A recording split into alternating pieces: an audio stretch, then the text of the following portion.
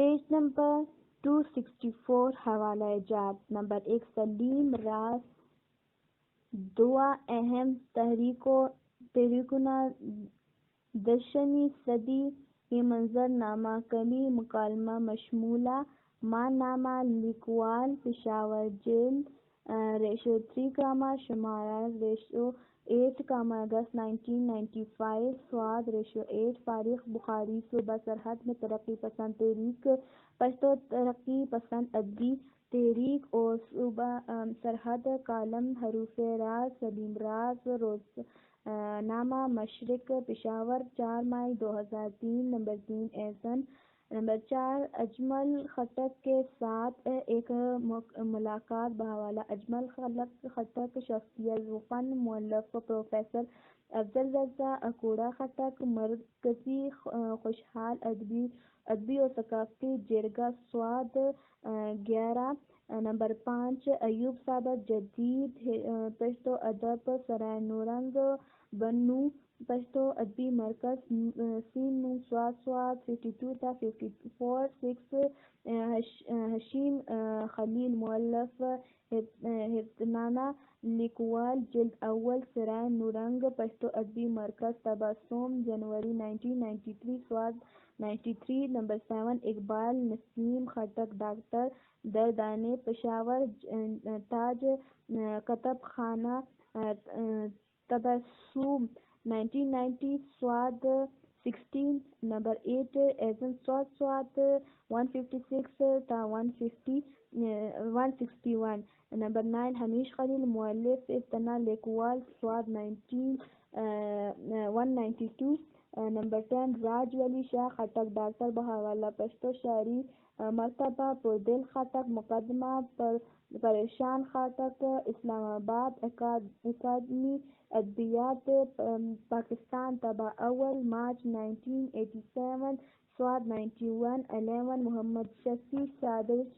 شخصیات سرحد پشاور یونیورسٹی بک ایجنسی طبع اول سواد نون سواد 667 668 نمبر 12 اقبال نسیم خٹک ڈاکٹر دردانے سواد 216 نمبر 13 حمیش خلیل مؤلف ہفتنا لیکوال سواد 307 308 نمبر 14 اقبال نسیم خٹک ڈاکٹر دردانے سواد 285 نمبر 15 ایزن سواد 300 نمبر 16 سیف الرحمان سلیم سندریز شفقونہ کابل دولتی تبن 1365 شین سواد 4 تا 13 نمبر 17 لطیف وہمی دانش خلیل شاعری مضمون مشمولہ دکران تصویری مرتبہ جوہر خلیل پشاور پشتو ادبی ٹولنا ریگس سیما اگست 1999 سواد 47 نمبر 18 اقبال نسیم خٹک ڈاکٹر دردانے سواد 218 219 نمبر 19 سلیم راز تنقیدی کرینے پشاور ماسٹر پریس جنوری 1999 سواد 144 145 نمبر 20 ایوب صابر جدید پشتو ادب سواد 269 نمبر 21 ریاض تسنیم ہفت روزہ روشن پاکستان کراچی شمار 39 جلد 17 نمبر 22 ظہور ایوان ڈاکٹر دل پشوری کالم مشمولہ روزنامہ آج پشاور 3 مئی 1999 23 ہاشم بابر ہم غمہ لتون دیہچہ لتون بنکلہ سلیم راز اسلام آباد نیشنل بک فاؤنڈیشن 2006 سواد 380 تا 387 نمبر 24 قمر راہی قرآن اور غزل مضمون مشمولہ سماہی 17 پشاور پشتو ادبی بورڈ جلد 6 شمارہ 4 جولائی اگست ستمبر 2000 سواد 57 58 نمبر 25 ایوب صابر جدید پشتو ادب سواد 291 292 نمبر 26 سعید گوہر خیرزی لمن کرمی امید دیاچہ سلیم راس کوئٹہ سکام ادبی اکیڈمی 2000 سواد 1920 نمبر 27 عبدالکریم بریالی دبلوچستان دبستو ادب درگلزہ حجاز مقالہ مشمولہ لکھنزی جلد اول اعزازی مرتب شہید گوہر نگران عابد شاہ عابد 1984 سواد 132 پیج نمبر 267 ناول پشتو میں ناول نویسی کا آغاز تراجم سے ہوا اور اس زمن میں سب سے پہلے اردو کے اولین ناول مرات الحروف کا پشتو میں ترجمہ ہوا۔ اس ناول کا بنیادی فہم برعظیم کے متوسط طبقے کے گھریلو زندگی سے تعلق ہے۔ فضل ناول نگار چونکہ سرسید تحریک سے خاصے متاثر ہیں، اس لیے ان کے اس ناول پر بھی اس تحریک کے اثرات نمایاں ہیں۔ مولوی نذیر احمد کے اس ناول کا پشتو ترجمہ 1876 میں نقش نقین کے نام سے میاں حسیب گل کاکا خیل نے کیا اور یوں انہوں نے پشتو زبان میں ناول نویسی کے لیے زمین ہموار کی۔ ڈاکٹر محمد اعظم نے اس ترجمے کی خوبیاں بیان کرتے ہوئے لکھا ہے کہ یہ نہایت شائستہ، سلیس اور آزاد ترجمہ ہے جس پر طبع ذات کا گمان ہوتا ہے۔ نقش نقین صرف اس لیے اہم تر ناول نہیں کہ یہ پشتو ناول نویسی کے ضمن میں اولین کاوش ہے، بلکہ اس میں نہایت خوبصورت مقصدی اور فنی خوبیاں بھی موجود ہیں۔ میاں حسیب گل کاکا خیل نے اس ناول کے واقعات کو کچھ اس ہنرمندی سے پشتو ماحول میں پیوست کیا ہے کہ اگر ایک طرف اس ناول میں اس کا اصل ماحول یعنی لکھنؤ اور دہلی کے طرز معاشرت کی فضا کو برقرار رکھا گیا ہے، تو دوسری طرف اس کی کہانی میں ایسی پیوند کاری کی گئی ہے کہ اس پر پشتون ماحول کی چھاپ بھی خاصا نمایاں ہے۔ ایک مولوی نذیر احمد کے ایک اور ناول طبعۃ النصوح کو میاں محمد یوسف کاکا خیل نے پشتو قالب میں ڈھالا جو 1323 1905 میں شائع ہوا۔ میاں تقویم الحق کاکا خیل نے ان دونوں تراجم کی بابت لکھا ہے کہ یہ آزاد تراجم ہیں اور ان کے ذریعے ان دونوں کتابوں ناولوں کو نہ صرف پشتو روپ دیا گیا بلکہ ان کو پشتون بھی بنایا گیا۔ علاوہ ازیں زبان و بیاں اور الفاظ پر مترجمین کی گرفت بھی خاصی مضبوط ہے، مگر دیگر قارئین کے نزدیک طبعۃ النصوح کے ترجمے کا معیار نہیں، جو مرات الحروف کے ترجمے کا ہے۔ تاہم پشتو زبان و ادب کا پہلا طبع زاد ناول نتیجہ عشق یا ماہ رخ ہے، جو سید راحت ذاخیلی نے لکھا ہے۔ یہ ایک معاشرتی ناول ہے جو شمس النظیر اور ماہ رخ کی عشق و محبت کی حقیقی کہانی پر مبنی ہے۔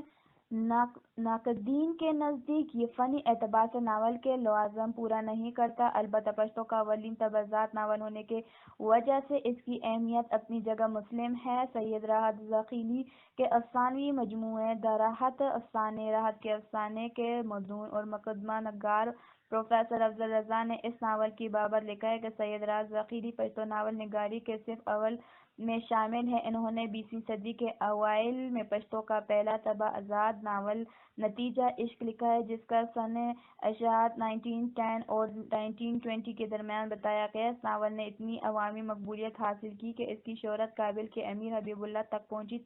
چنانچہ امیر حبیب اللہ نے انہیں سید راحت ذاخیلی کابل بلایا، مگر راحت انہیں کابل جانے سے معذوری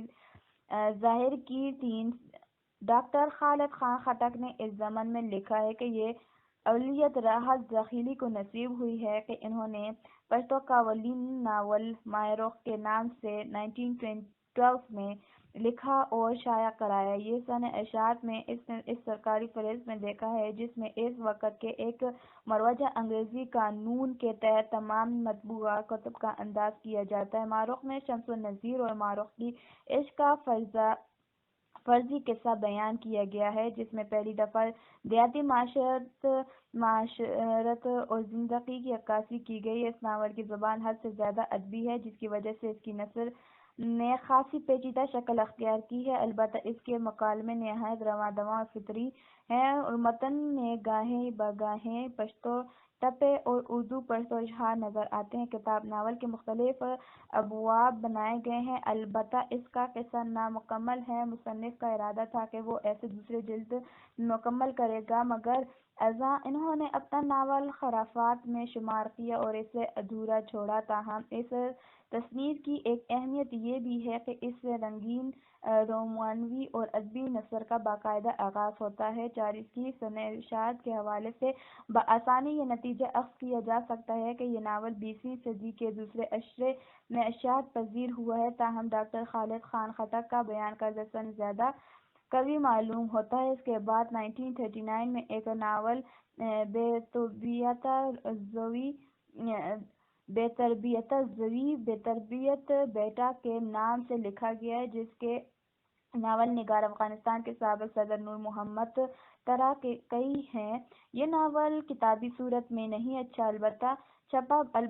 مجلہ کابل میں قسط وار شائع ہوا۔ یہ سیاسی اور نظریاتی ناول ہے جو ناول کے فنی معیار پر پورا نہیں اترتا۔ قیام پاکستان کے بعد ناول ساز زادہ ادریس نے دوشیزہ کے نام سے ایک لکھا جو 1950 میں شائع ہوا۔ یہ ناول بعد میں لکھے گئے پشتو ناولوں کے لیے مشغل رائے ثابت ہوا۔ اس ناول کا تھیم یہ ہے کہ پشتون معاشرے میں جدید تعلیم سے آراستہ نوجوان نسل کا ثقافتی اور تہذیبی لحاظ سے کیا کردار ہونا چاہیے،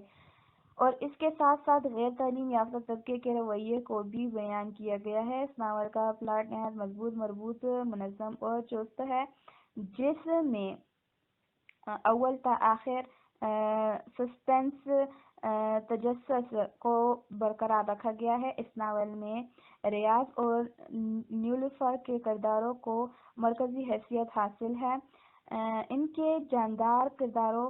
کی بدولت ہی اس ناول کی کہانی آگے بڑھتی ہے۔ آخرکار ریاض پشتو روایات کی پاسداری پر اپنی محبت کو قربان کر دیتا ہے اور یوں یہ کہانی اپنے اختتام کو پہنچتی ہے۔ ناقدین کے نزدیک یہ فنی اور تکنیکی اعتبار سے پشتو کا اولین مکمل ناول ہے اور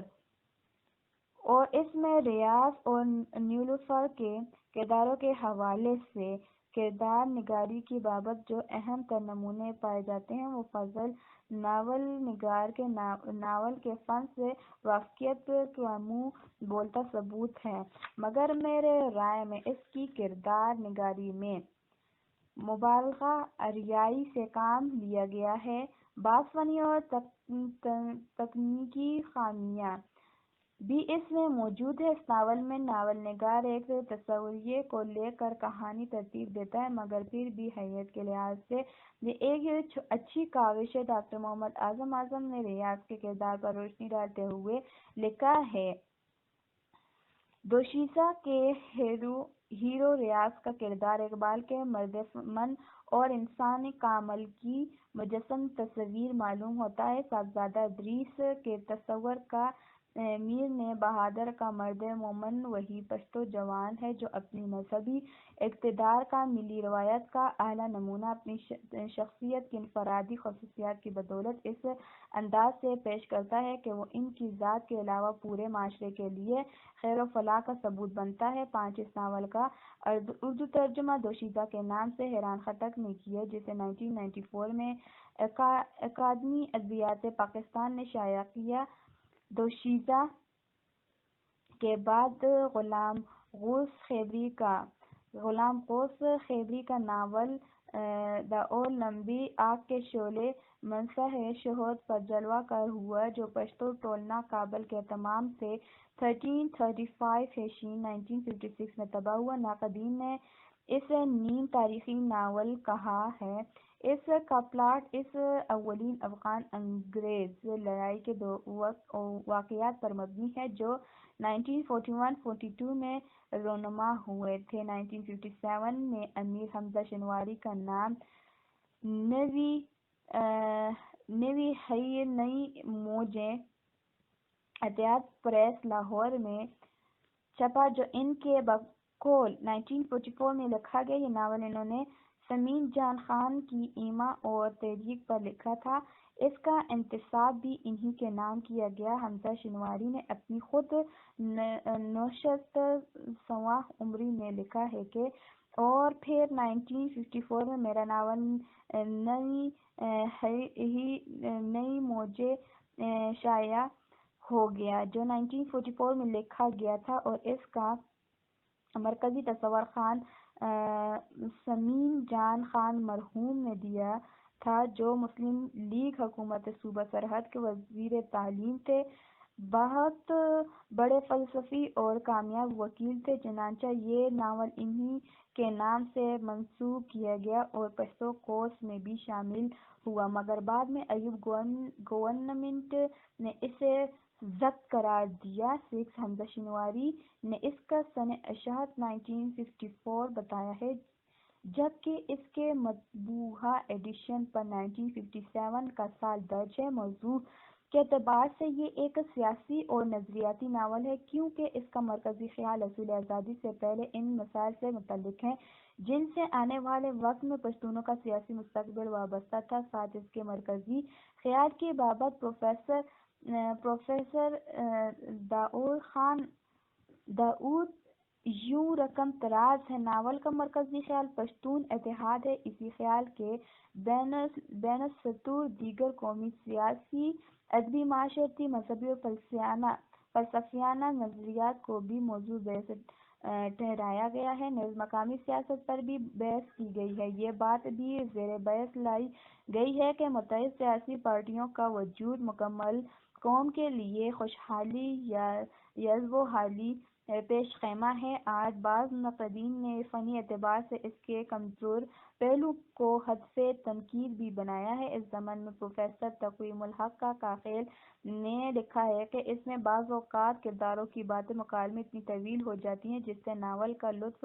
ختم ہو جاتا ہے۔ اگرچہ یہ حمزہ شنواری کامیاب ناول ہے، مگر اس معمولی سے بے اتحادی نے اسے بے مزہ بنا دیا اور اس چھوٹے سے عیب نے اس کی تمام خوبیاں چھپائی ہیں۔ اسی طرح ڈاکٹر اعظم نے بھی اس کی خوبیوں کے ساتھ ساتھ بعض فنی خامیاں بھی بیان کی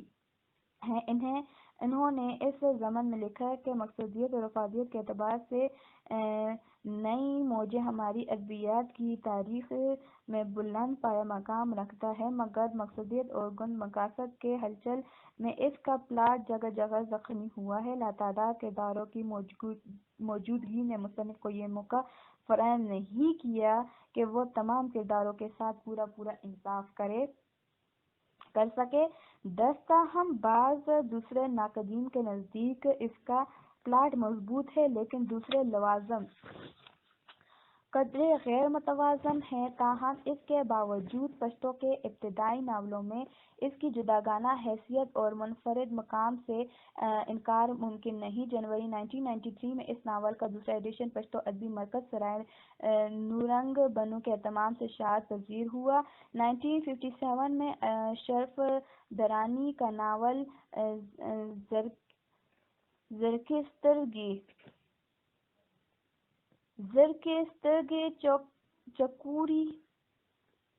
چکوری آنکھیں بھی طبع ہوا، جو اختر اور شاہین کی محبت کا قصہ بیان کرتا ہے۔ اس میں اختر اور شاہین کے درمیان رومان کا سلسلہ محبت ناموں خطوط کے ذریعے آگے بڑھا ہے۔ شاہین کی محبت سچائی سے خالی ہے، جبکہ اختر صحیح معنوں میں اس کا عاشق ہے۔ بالآخر شاہین اختر کو داغ مفارقت دے کر کسی بدمعاش کے ساتھ فرار ہو جاتی ہے۔ محبت ناموں کے ذریعے پیار و محبت کا اظہار پشتو ناول نویسی میں بالکل منفرد اور جدید رجحان ہے۔ یہ ایک رومانی انداز کا ناول ہے جس میں بعد ازاں آہستہ آہستہ اصلاح اور مقصودیت کا پہلو بھی اپنا چہرہ دکھاتا ہے۔ اشرف درانی نے اس ناول کا مرکزی خیال بیان کرتے ہوئے لکھا ہے کہ آج ہماری دنیا میں لاکھوں ایسی سادہ لوح لڑکیاں موجود ہیں جو محبت کے اسرار موزی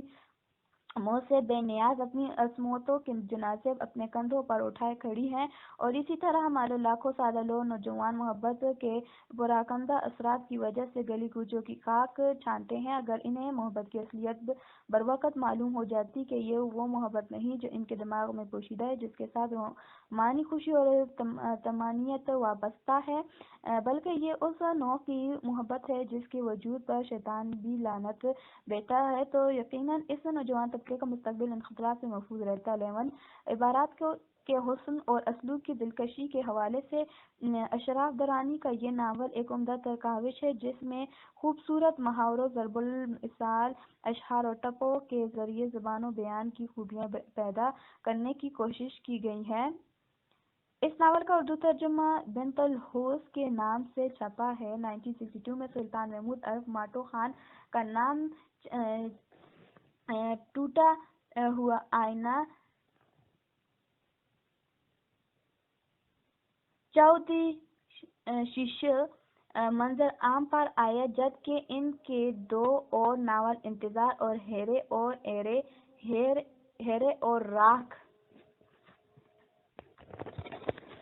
بالترتیب 1966 اور 1978 میں طبع ہوئے۔ جس اور تینوں ناولوں کا بنیادی موضوع ہے جاویخا، ایک انگریز جس کا نام ایڈرسن ہے،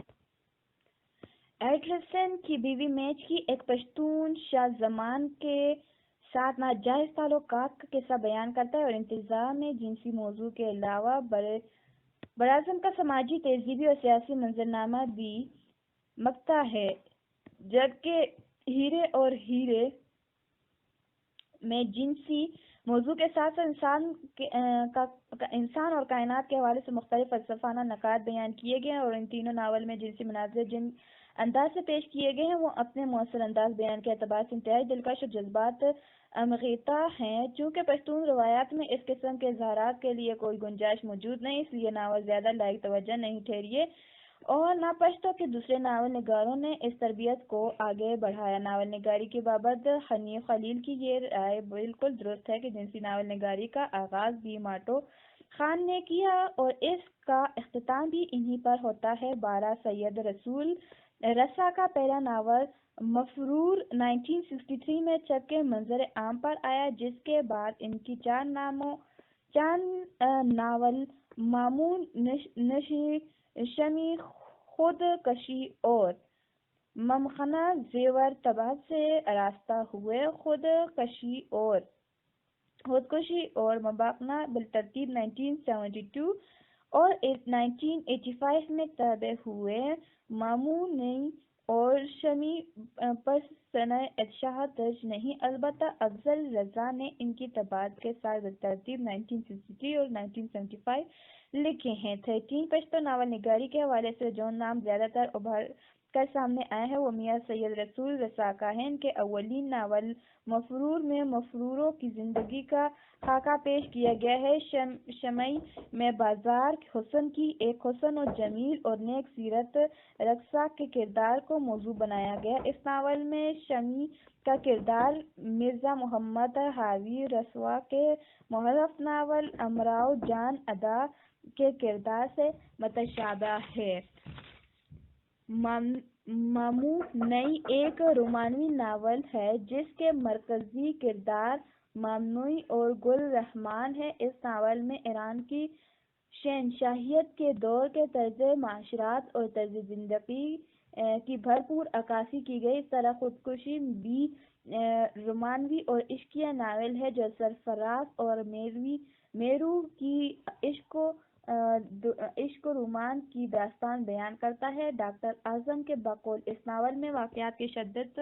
اتنی زیادہ ہے کہ اس کے سامنے کرداروں کے ارتقاء کی کوئی صورت نہیں نکلتی، اور ایسا معلوم ہوتا ہے کہ واقعات کرداروں کی اپنی آغوش کے لے کر آگے لے جانا چاہتے ہیں۔ یہاں ناول نگار نے واقعات اور کرداروں کے درمیان فنی سمجھوتے کے لیے کوئی شعوری کوشش نہیں کی، مگر اس کے باوجود بھی خودکشی اپنی خوبصورت کہانی اور وصل پلاٹ کی بدولت شمی اور مفرور کی نسبت زیادہ دل چست ناول ہے 14 ان کے پانچویں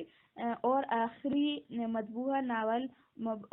مبخانہ میں کابل شہر کی سماجی تہذیبی معاشی اور سیاسی زندگی کا نقشہ کھینچا گیا ہے کمکول اور ان کا چٹا غیر مطبوعہ ناول ہے جو ان کے اولاد کے پاس محفوظ ہے اس کا موضوع توصیف ہے۔ ڈاکٹر اعظم نے ان ناول پر مجموعی تبصرہ کرتے ہوئے لکھا ہے کہ سید رسول رسانی اپنے ناولوں میں پشتو ماحول اور کرداروں کا دائرہ در قبائلی کوہستانی ماحول کے حدود سے نکال کر لاہور اور کراچی تک اور پاکستان سے لے کر افغانستان اور ایران سے تک وسیع کر دیا۔ انہوں نے ان ناولوں میں اپنے گہرے مشاہدے، تجربے اور مطالعے کا ثبوت فراہم کیا ہے۔ ان ناولوں میں موضوع، پلاٹ، کرداروں اور ماحول کے درمیان جو منطقہ اور فنی روابط نظر آتا ہے وہ ہمارے مستقبل کے ناول نگاروں کے لیے منارۂ نور ثابت ہوا۔ 1965 میں میجر نواز خان کاشوم اور 1966 میں شیر محمد شیر کالوز وعدہ منظر عام پر آئے۔ یہ دونوں معاشرتی ناول ہیں جن میں پشتون معاشرت کے بعض نفسیاتی پہلوؤں کے ساتھ ساتھ چند سماجی اقدار کی پاسداری کی رنگا رنگ روپ بھی دکھائے گئے ہیں۔ ان ناولوں پر اصلاح کا رنگ چھپا ہوا ہے۔ پشتو ناول نگاری کے حوالے سے ڈاکٹر محمد شیر زمان تائیزے کو خاص امتیاز حاصل ہے۔ انہوں نے 5 ناول لکھے جن میں گل خان مطبوعہ 1966، امانت مطبوعہ 1971، رحمان کونورا کرونا مطبوعہ 1974، غنڈے مطبوعہ 1990 اور وعدہ انوشو شادی نہیں ہوئی مطبوع 1997 شامل اور گل خان میں بڑے مؤثر انداز میں پشتون روایات اور اقتدار کو عکس انداز کیا گیا ہے۔ ذاکر اعظم نے اس کی فنی خوبیوں کی بابت لکھا ہے کہ گل خان ہمارے معاشرتی طرز کے ناولوں میں شاید پہلا ناول ہے جس کے پلاٹ اور قصے کا تانا بانا پشتونوں کے دیہاتی ماحول سے جڑا ہوا ہے۔ اس ناول کی نمایاں خصوصیت دیہاتی معاشرے اور عوامی زندگی کی دست عکاسی اور سچی منظر نگاری ہے۔ یہ ناول جس سادہ اور فطری ماحول میں لکھا گیا ہے اس کے واقعات اور تفصیلات کے بابت غصن تائیزے اور مطالعہ اور مشاہدہ نہایت حقیقت پسندانہ معلوم ہوتا ہے کہ صاف شائستہ زبان اور اسلوب غویبہ کا دلکش انداز بھی غصن تائیزے کی تحریر کا ایک نمایاں وصف ہے۔ دیہاتی ماحول کے پہلو بپہلو شہری زندگی سے وابستہ واقعات کے بیان میں بھی ناول نگاری نے اپنی فنی مہارت کا بھی مظاہر کیا ہے۔ موضوع کی مناسبت سے اس ناول کا پلاٹ نہایت مضبوط اور مکمل ہے جو مقصودیت اور رومانویت کا ایک حسین امتزاج پیش کرتا ہے، مگر اس حقیقت کے باوجود اس میں فلمی انداز سے بعض رومانی جوڑوں کا بلا ضرورت اہمیت دینا ایک غیر فطری فعل لگتا ہے جو طبیعت میں بھاری پن پیدا کرنے کا باعث بنتا ہے۔ 16 امانت میں پشتون نوابوں کے شان و شوکت کے مختلف رنگ و روپ دکھائے گئے ہیں۔ رحمان کورونا پشتو ناول نویسی میں جاسوسی ناول نگاری کا نقطہ آغاز ہے جس میں پشتونوں کے بعض منفی سماجی رویے سامنے لائے گئے ہیں۔ خوبصورت اور دلکش منظر نگاری، شیشہ اور شائستہ مکالمہ نگاری اور آغاز تا انجام برقرار رہنے والے تجسس سسپنس نے اس ناول کو مزید چسپ بنا دیا ہے۔ غنڈے اور وعدہ انوشو بھی جاسوسی ناول ہے۔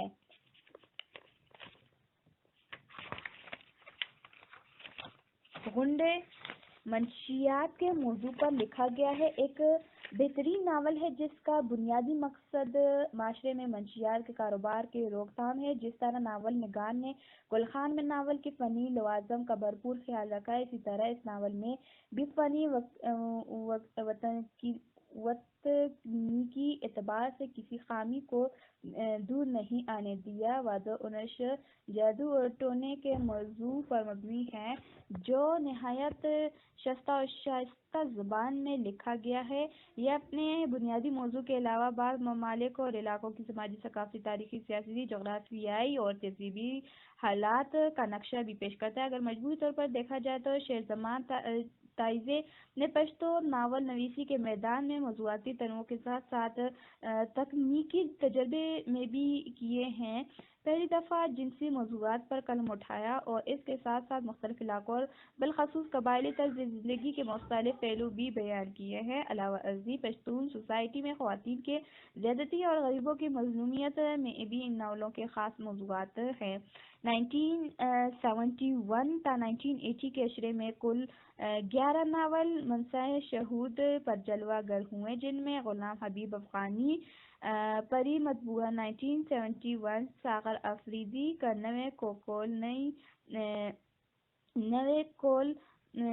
نسل مطبوعہ 1972، غلام حبیب افغانی کا دوسرا ناول مینا او فرض، محبت اور فرض مطبوعہ 1976، عبدالناصر زخمی ورا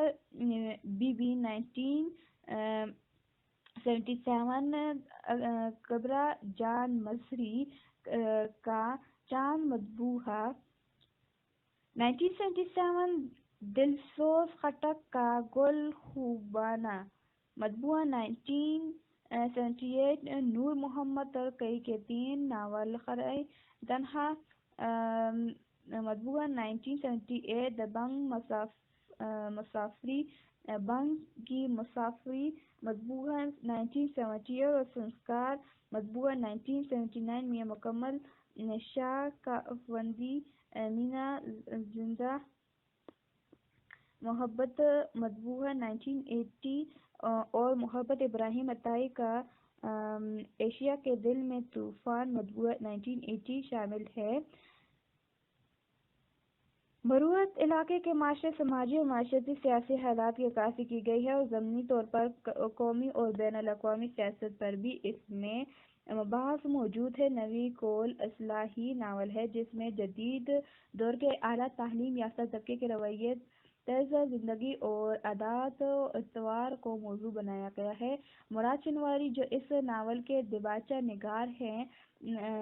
نے ناول نگار کے مداح کی وضاحت کرتے ہوئے کہا، ان کی خواہش ہے کہ پشتون معاشرے کی نوجوان نسل جدید افکار، علوم اور سائنسی انکشافات وغیرہ سے لازمی طور پر آگاہی حاصل کرے، مگر پشتون اقتدار پر ہر حال میں قائم رہے، کیونکہ اقوام عالم میں اپنے لیے جداگانہ تشخیص اور مخصوص مقام پیدا کرنے کے لیے ایسا کرنا از حد ضروری ہے کہ اپنی روایات، رسم و رواج اور تہذیب و تمدن کو زندہ رکھا جائے، جو زندگی سے بھی زیادہ اہم تر زندگی ہے۔ مینا او فرض میں ایک ایسے نوجوان شیرخوار کا کردار پیش کیا گیا ہے جس کی شخصیت پشتون ضابطۂ اخلاق کا مرکوب ہے۔ ایسے محبت کرنا بھی آتا ہے۔ ملکی سرحدات کے محافظ ہونے کے ناطے وہ اپنی دھرتی کی دفاعی ذمہ داریوں سے بھی آگاہ ہے، جن کی حفاظت کے لیے وہ کسی قسم کی قربانی سے دریغ نہیں کرتا۔ ورا بی بی میں پشتون طرز معاشرت کی خانگی زندگی کا ایسا رخ پیش کیا گیا ہے جس میں انسانی اور خونی رشتے بیجا انا پرستی اور زرپوستی کی بدولت بے قدری کا شکار جاتے ہیں۔ اس میں گل دراز کا باپ اپنی بہو اور اس کے بچے کو اس لیے دریا پورٹ کرتا ہے کہ ان کا تعلق ایک غریب اور نادار گھرانے سے ہے، اور گل دراز کو سزا کے طور پر اپنی جائیداد رہا کر کے ساری جائیداد اپنے بڑے بیٹے گلفراز کے نام منتقل کرتا ہے، جو اس کی وفات کے بعد دونوں سگے بھائیوں گلفراز گل دراز کے مابین باعث نزاع بن جاتی ہے۔ سیرومی ایک رومانی ناول ہے جس میں سلیم اور سبوگمی کی ناکام محبت کی کہانی بیان کی گئی ہے۔ گل خوبونہ میں علاقہ کرک کے ایک معاشرتی مسئلے کے لیے آواز اٹھائی گئی ہے۔ خرا، دبنگ، مسافری، سنسار اور اس کے علاوہ نور محمد ترکی کے دیگر ناول جیسے سین مطبوعہ 1962 وغیرہ مارکس کی نظریات کی عکاسی اور ترکیب پسندانہ سوچ کے غماز ہیں جن میں سماجی حقیقت نگاری کے بلند پایہ نمونے پائے جاتے ہیں۔ وندی مینا ارشد عباس اور ان کی بیٹی رخسانہ کی کہانی، جس میں رخسانہ کی ماں کے مرنے کے بعد اس کے باپ کا کردار دکھایا گیا ہے، وہ اس کی تربیت کے لیے ہمیں وقت کوشاں رہتا ہے جو ماں کی غیر موجودگی میں باپ کے لیے ایک مشکل مرحلہ ہوتا ہے۔ دعیسہ زرعی کمبی طوفان دوسری اینگلو افغان جنگ کی بابت لکھا گیا ہے۔ تاریخی طرز کا ناول ہے جس میں اس جنگ کے تمام اسباب، عوامل و عواقب اور اس کے جیتنے کی وجوہات سیدھے سادے الفاظ میں بیان کی گئی ہے۔ اس سلسلے میں لکھے گئے بعض ناول پلاٹ کے اعتبار سے خاصے کمزور ہیں، جن میں شاعری نویں کول اور وندی مینا بطور خاص قابل ذکر ہے۔ البتہ ورا بی بی اور سئی گمی مضبوط پلاٹ اور کردار نگاری کے حوالے سے خاصے کی چیزیں ہیں۔ مینا الفظ اور گل خوبانہ وحدت تاثر کے اعتبار سے اہم تر ناول سمجھے جاتے ہیں۔ 1990 کی دہائی میں 8 ناول چھپے، جن میں نور محمد ترکئی کا ناول موچی ملوتا 1981، اسیر منگل کا ترلا، چچا زاد بہن مطبوعہ 1986، غازی سیال کا بنزے سوتیلا بیٹا مطبوعہ 1987، بشیر دو دیال کا دمینی علی تحفہ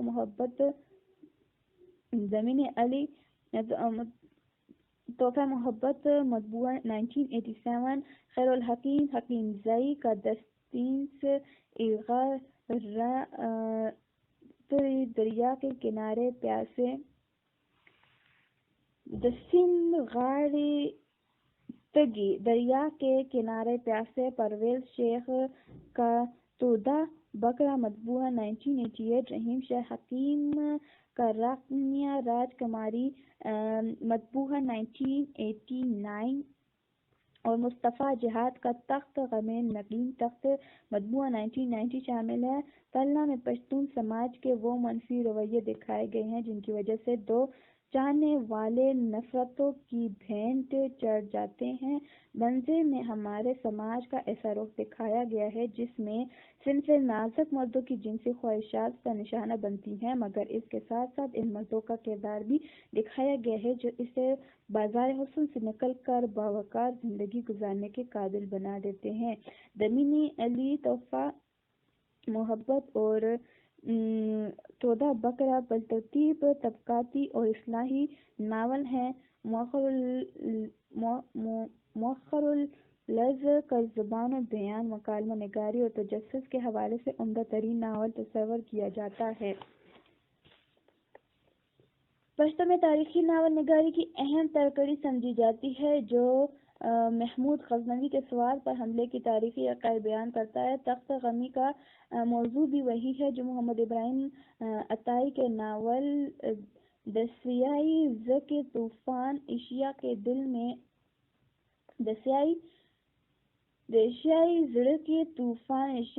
میں طوفان کا ہے، جس میں دوسری اینگلو افغانستان جنگ کے واقعات بڑے مؤثر طریقے میں بیان کیے گئے ہیں۔ اس اشرے میں خیر الحکیم حکیم زئی کے ناول کے علاوہ باقی تمام ناولوں کے پلاٹ میں واقعات کی تنظیم، زبان و بیان کی کردار نگاری، مکالمہ نگاری، منظر کشی وغیرہ جیسے ناول کے فنی لوازم کا خاص خیال رکھا گیا ہے۔ ترلا بترے، تودا بکرا اور راجکنتا حوالے سے قابل ذکر ناول ہیں۔ 1991 تا 2000 کا اشرا پشتو ناول نویسی کے ارتقائی سفر کے حوالے سے خاصا اہم تصور کیا جاتا ہے۔ اس اشرے میں پشتو کے 26 ناول زیر طباعت سے آراستہ ہوئے، جن میں ڈاکٹر مجاز احمد زرکار، دیو اسلم ہیورکر کی مطبوعہ 1993 محمد ابراہیم شبنم کے 2 ناول خواہاں اترنا ساس اور بہو اور اجرا مطبوعہ 1994 ایس ایم اقبال نظر کانزلی سیے ہوئے ہونٹ گنڈلی شنڈے مطبوعہ 1995 پائندہ محمد خان دہشت لوٹ کا مسافر مطبوعہ 1996 ڈاکٹر غلام مصطفیٰ اصولہ کا سندی نوحہ مطبوعہ 1996 محمد ظریف خان مظل و منزلون سفر اور منزلیں اور مطبوعہ 1997 سیف الاسلام سیف کا خونریزتون خونی تلاش مطبوعہ 1997 شیرین زادہ خدوخیل قاضیان غازی مطبوعہ 1997 بدر حلیم الحکیم زئی کاترونا اوسط زبستونا بوتان اور سازشیں مطبوعہ 1997 محمد حسین خلیل کے 5 ناول سیاست مکوہ سیاست نہ کرو فکر مکوہ فکر نہ کرو آسرا مکوہ آسرا نہ کرو غم مکوہ غم نہ کرو اور عکس ابتدائی 4 ناول 1997 جبکہ مخلص کر 1999 میں طبع ہوئے سید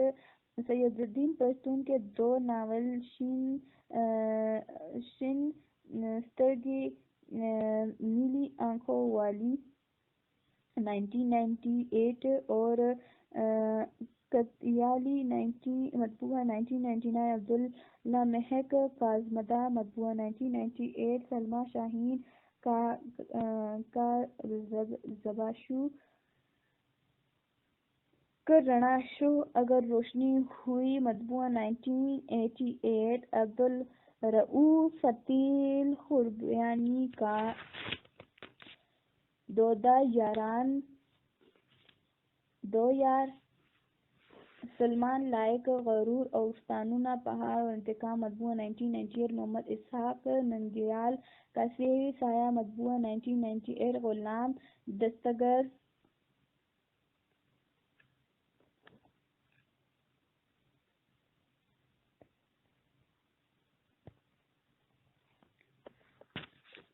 غلام دستگیر خروٹی کے 2 نام دہائی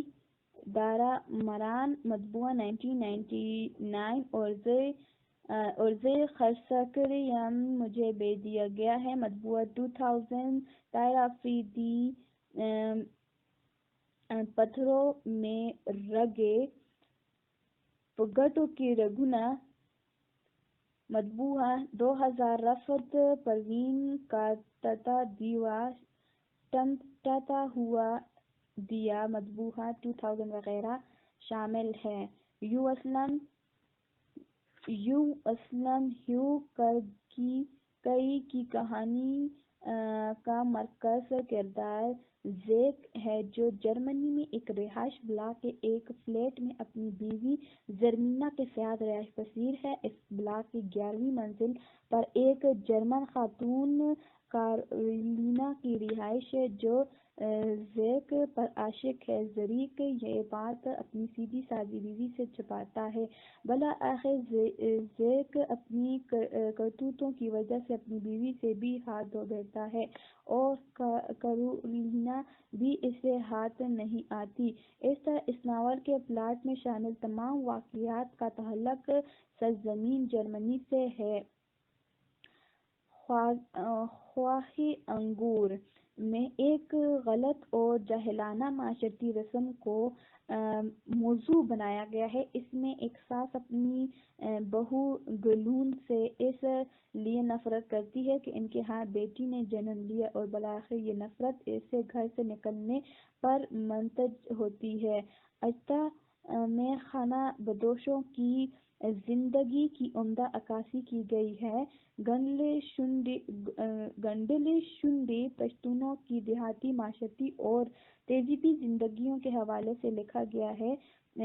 جس میں پشتون کلچر کے تمام رنگ نہایت عمدہ انداز میں دکھائے گئے ہیں۔ دہشت لوٹ مسافر دوسری جنگ عظیم کے پس منظر میں لکھا گیا کہ ایک عمدہ ترین تاریخی ناول ہے جس کے واقعات کا تعلق لیبیا اور عراقی کردستان وادی سینا سے ہے۔ انڈین ٹیلی ویژن کے 11ویں بریگیڈ سے تعلق رکھنے والے کیپٹن اسد خان اور میجر شیر عالم خان اس کہانی کے مرکزی کردار ہیں، جو ابتدا میں سلطنت برطانیہ کے مفادات کے لیے اس جنگ میں برسر پیکار رہے، مگر بعد ازاں اپنی زمین کی آواز پر لڑتے کہتے ہوئے علم بغاوت بلند کیا۔ منزل اور منزلونہ کی کہانی جمیل خان اور گل سازما کی سچی اور کڑی محبت کی گرد گھومتی ہے۔ اسماعیل گوہر، جو اس ناول کے دیباچہ نگار ہیں،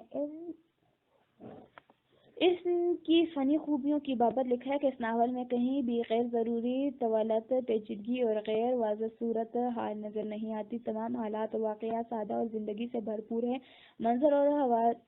ماحول کی عکاسی کی طرف اگر ناول نگار نے توجہ نہیں دی تو پھر بھی اس میں اتنی صلاحیت موجود ہے کہ اس کا ہر واقعہ اور کردار اپنے لیے خود ایک ماحول پیدا کرتا ہے۔ 17 خونتہ یہ لون ناول ہے جو جائیداد کے مسائل اور دشمنداری کے موضوع پر لکھا گیا ہے۔ غازیان کی کہانی ان واقعات پر مبنی ہے جو سکھوں اور سید محمد شریف کے درمیان لڑی گئی جنگ میں وقوع پذیر ہوئے ہیں۔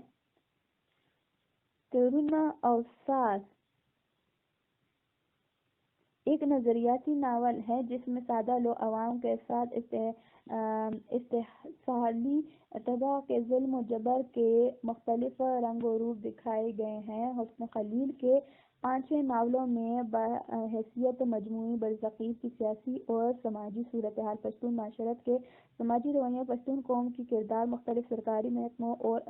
اداروں کی بدعنوانیوں اور اشرافیہ کے اصل کرداروں کو اجاگر کیا گیا ہے۔ شین غالے اور گیالے روس افغان جنگ کے برتو ہیں۔ اول از کرداشتکیت کے خلاف لکھا گیا ہے۔ مہر کے آرا ناول ہے جبکہ مؤخر از کر میں روس افغان جنگ کے دوران میں رونما ہونے والے مختلف واقعات کی مؤثر عکس کاری کی گئی ہے۔ زمردہ میں افغانستان کے حالات و واقعات کے علاوہ امیر اور غریب کے درمیان تصادم کو بڑے ہنرمندانہ انداز میں بیان کیا گیا ہے۔ کرنشو کی کہانی عورتوں کے حقوق کے گرد گھومتی ہے۔ یاران پشتون سوسائٹی میں مروج غلط رسوم جیسے دلاور اور وراثت میں بیواؤں اور یتیموں کے ساتھ ناانصافی کے موضوع پر لکھا گیا ہے۔ ایک اہم ناول ہے۔ غرونہ اکساتونا کے مرکزی کردار اسلم اور فیروزہ ہیں۔ یہ ایک معاشرتی ناول ہے جس میں پشتونوں کی معاشرتی زندگی کے تمام تر طریقے اور رنگ ڈھنگ نہایت صاف اور واضح رنگ روپ میں دکھائے گئے ہیں۔ سیوری میں شہری زندگی کے بعض بصورت چہروں کی نقاب کشائی رواں دواں اور سادہ زبان میں کی گئی ہے، مگر آگے چل کر افغانستان کے واقعات پر علامتی انداز میں روشنی ڈالی گئی ہے۔ کانی کمبی رنگونہ ناول نگار کی تخلیقی نثر کا عمدہ تر نمونہ ہے، جس میں قبائلی طرز معیشت کو حقیقت پسندانہ انداز میں پیش کیا گیا ہے اور یہ بقول ہمیش خلیل بناول طاہر افریدی کا قبائلی ماحول اور معاشرتی طریقوں کا آئینہ دار ہے اور ان کے قبیلے پر عرصہ دراز کے مسلط ملکانہ نظام جاہلیت اور جاگیردارانہ نظام کے خلاف اعلان بغاوت بھی ہے اور روشن مستقبل کی جانب ایک اہم قدم بھی اٹھا تھا۔ دیوا ایک معاشرتی ناولٹ ہے اور ڈاکٹر ہمایوں حما کے بقول یہ ایک مزیدار قصہ ہے جس میں رفعت پروین نے اپنے شعری ملائم اور رواں دواں زبان میں پشتونوں کی معاشرتی زندگی کے مختلف عکس نہایت اور ہنرمندی کے ساتھ پیش کیے ہیں، اور اس باپردہ خاتون نے ایک قلم کے ذریعے پشتون ضابطۂ اخلاق کے جو رنگ نمایاں کیے ہیں اور اتنے سچے گھرے اور زندہ ہیں جو اس ناولٹ کے نام کے برعکس ہے۔ 2001 سے 2006 تک عرصے میں جو ناول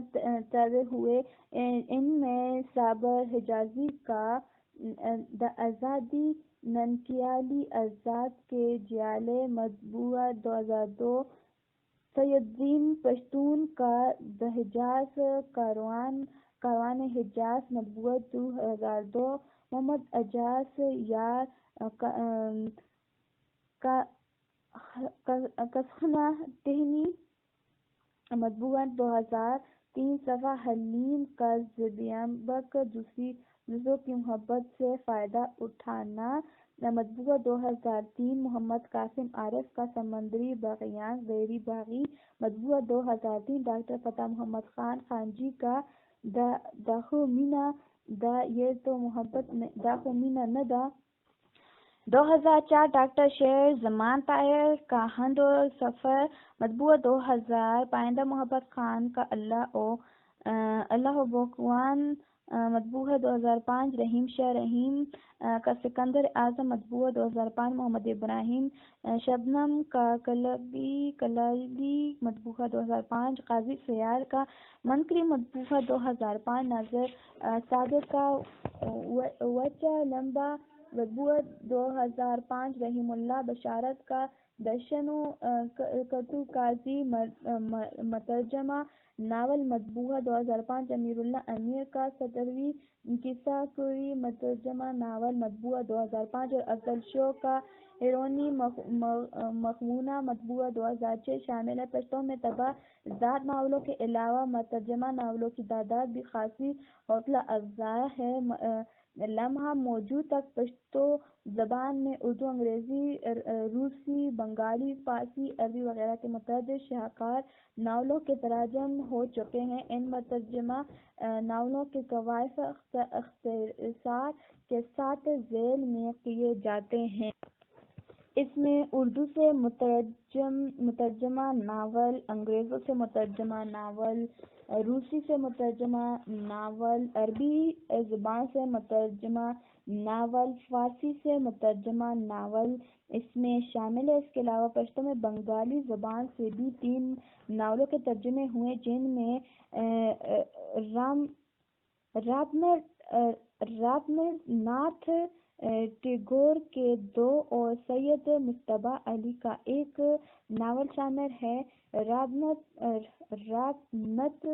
رابندرناتھ ٹیگور کے ناولوں کے تراجم باغبان اور تاج کے زیر عنوان 1975 میں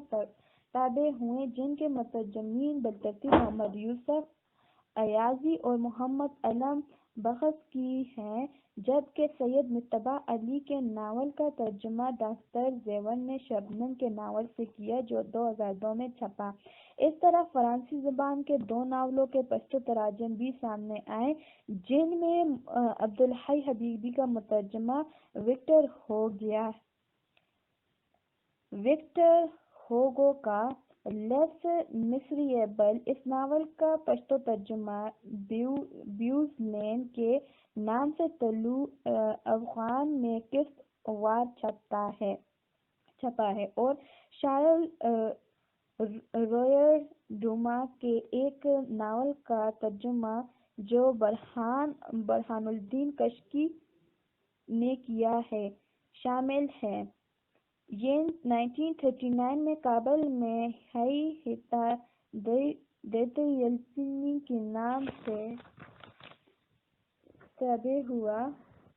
علاوہ ازیں رومانیہ کے ایک معروف ناول نگار مقیال سازو آنوس کے ایک ناول کا ترجمہ امین افغان پور نے کیا ہے جو تیرس مسافر کے نام سے 1991 میں کابل میں طبع ہوا۔ پشتو میں ناول نویسی کا آغاز 20ویں صدی کے دوسرے عشرے کے اوائل میں ہوا، لیکن 70 کی دہائی تک پشتون لکھاریوں نے اس صنف کی جانب بہت کم توجہ دی، یعنی 1912 سے لے کر 1970 تک کے ایک طویل عرصے میں صرف 10-12 ہی ناول لکھے گئے، جن میں سے گنتی کے چند ناول اس صنف کے فنی الوازم پر پورا اترتے ہیں۔ پشتو کا پہلا ناول کہانی کے اعتبار سے بھی نامکمل اور فنی حوالے سے بھی اس طرح اس زبان کا دوسرا ناول بے